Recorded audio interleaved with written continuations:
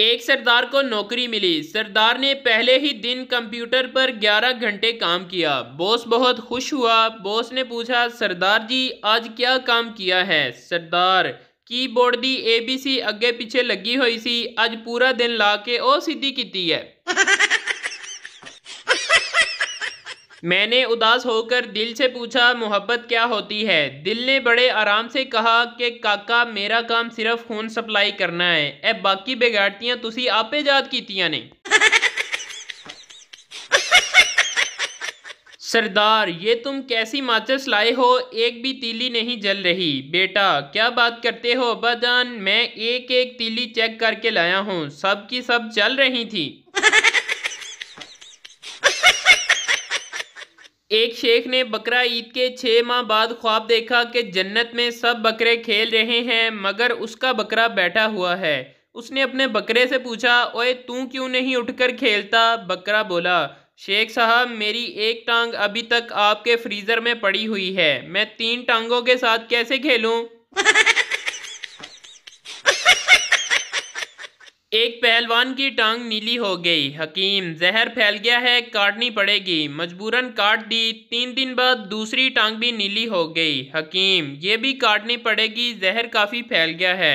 अब जनाब पहलवान जी को लकड़ी की टांगें लग गई। लो जी, फिर 8 दिन बाद लकड़ी की टांगें भी नीली हो गई। हकीम, अब समझ आई है, तुम्हारी धोती का रंग उतरता है, परेशानी की कोई बात नहीं। सास ने सारी अफ्तारी अकेले तैयार कर ली तो बहू ने किचन में झांककर पूछा, अम्मा जी मैं आपकी कोई मदद करूं? सास बोली, पुत्र तू कोठे ते चढ़ के मगरब दी अजान दे आ। एक सरदार शराब पी रहा था और रो रहा था। दूसरे सरदार ने पूछा, क्यों रोते हो? तो उसने जवाब दिया, मैं एक लड़की से प्यार करता था, उसने मेरे साथ बेवफाई की, अब मैं उसे भूलना चाहता हूँ मगर मुझे उसका नाम नहीं याद आ रहा। मौत का फरिश्ता कहने लगा, मैं तुम्हारे लिए आया हूँ। बंदे ने कहा, क्यों? मैं तो ठीक हूँ, खुश हूँ और सेहतमंद हूँ। फरिश्ता, तुम अपना मोबाइल बगैर लॉक किए घर पर भूल आए हो और वो तुम्हारी बीवी के हाथ लग गया है। बंदा बोला, अच्छा चल फिर चलिए। मियाँ बीवी में बहस छिड़ गई कि उनका बेटा ज्यादा प्यार किससे करता है। तय पाया कि छुप के बच्चे को पत्थर मारते हैं। अगर वो बोला हाय अम्मी तो अम्मी जीती, अगर हाय अब्बू कहा तो अब्बू जीते। दरख्त के पीछे छुपकर बच्चे को पत्थर मारा। बच्चा बोला, ओए कौन है बेगैरत, कमीना सामने तो आए। दादा शरारती काका से, बेटा तेरी टीचर घर आ रही है, तुम 2 हफ्तों से जो स्कूल नहीं गए शायद तभी आ रही है, जाओ कहीं छुप जाओ। शरारती काका, दादा पहले तो आप छुप जाओ, क्योंकि आपकी फौतगी का बहाना बनाकर तो मैं 2 हफ्ते से छुट्टी कर रहा हूँ। बहुत हो गई उर्दू इंग्लिश शायरी, अब ज़रा चाइनीज़ में शायरी करते हैं, क्योंकि 2025 से पाकिस्तान में भी चाइनीज़ पढ़ाई जाएगी। शेर अर्ज है, चिंग शू शू टिंग पूंग चिंग शू फराज, चिंग पुई पुई सुई सुई टुई टुई उई उई वाह वाह, रुला दिया जालम ने यार।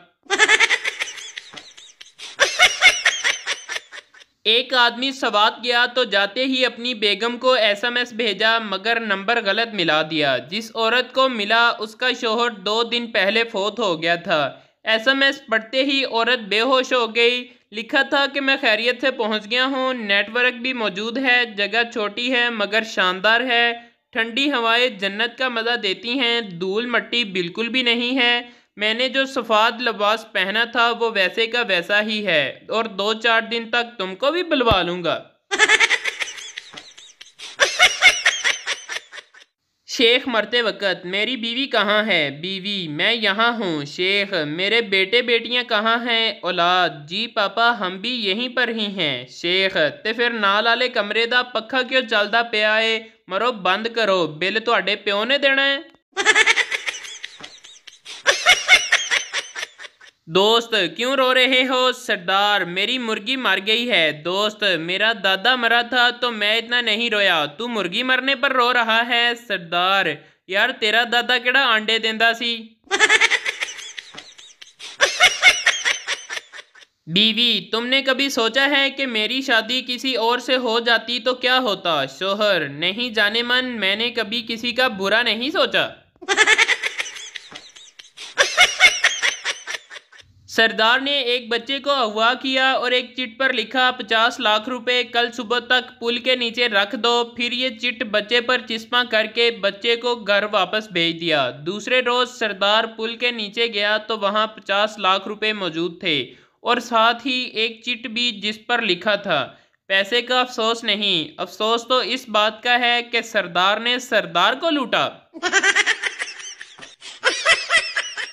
एक अस्पताल में हर पीर की सुबह 11 बजे के बाद बेड नंबर 15 पर जो भी मरीज होता था उसकी मौत हो जाती। जब मुस्तकिल ऐसा होने लगा तो उस बेड को असीद ज़दा करार दे दिया गया। नए आने वाले एमएस ने इन अमवात का पता लगाने की कोशिश की।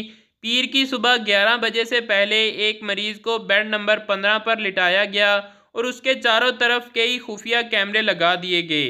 आखिरकार 11 बजे के बाद वार्ड का दरवाज़ा खुला और सफाई करने वाला अंदर आया और आते ही बेड नंबर 15 की ऑक्सीजन मशीन का प्लग निकालकर अपना मोबाइल चार्जिंग पर लगा दिया और सफाई करने लगा।